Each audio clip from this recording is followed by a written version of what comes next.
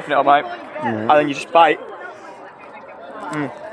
It's absolutely, every year, it's gorgeous. Every year.